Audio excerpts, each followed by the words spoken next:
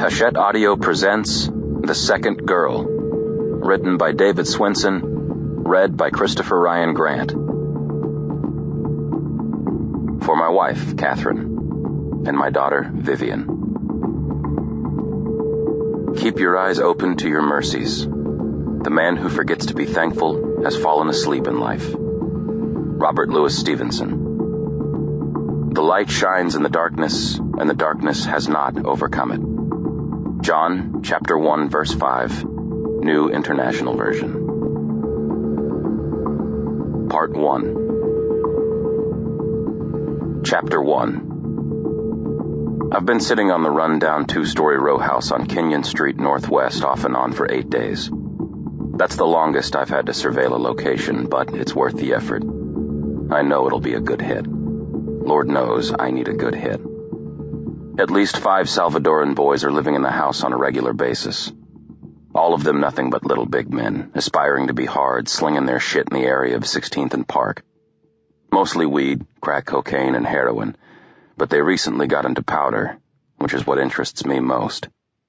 Powder cocaine is getting harder to find nowadays. Crack is still the drug of choice on the street, and, of course, heroin.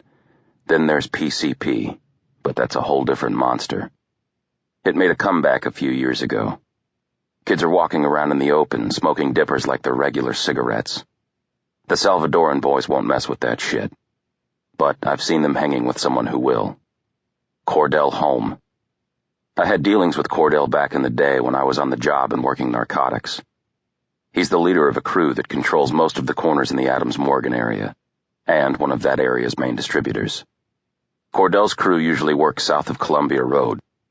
Park Road is north of Columbia, so when I saw him with the Salvadorans like they were talking business, I figured Cordell was expanding his horizons. Maybe got himself into bed with one of the bigger Latino gangs that control Columbia to Park.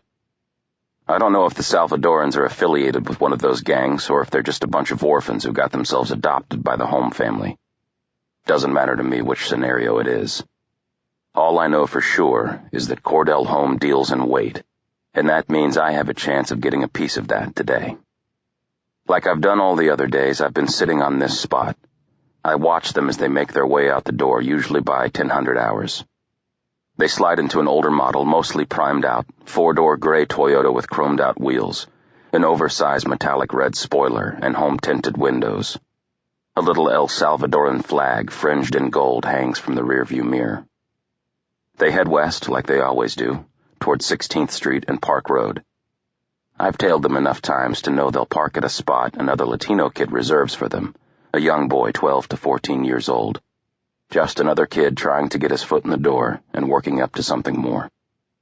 The driver, an older-looking boy who keeps his hair slicked back and shiny, will stay with the car.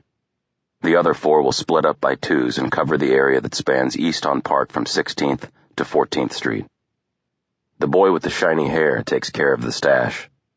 He keeps it in a crumpled-up Doritos bag, which he drops in the gutter at the rear of the vehicle as if it were trash. He keeps a thick wad of cash rolled up and stuffed in the sock on his left foot.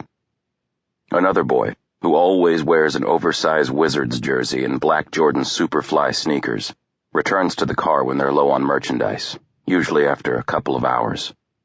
He drives the car back to the house to re-up, then returns it to Shiny. I should be long gone by the time they need to re-up, but then I know all too well what can happen. Shit. Just about anything can happen. Shiny might get lucky and hook up, bring her back to the house on Kenyon. Or maybe it'll be a busy day and Superfly will need to re-up sooner. You can never predict. You can only prepare. I'm prepared. But I also do my best to eliminate the possibility of an encounter, no more than 15 minutes inside. You'd be surprised what an experienced person like me can find in 15 minutes. These boys have been running free on the streets as if they own that real estate they're working.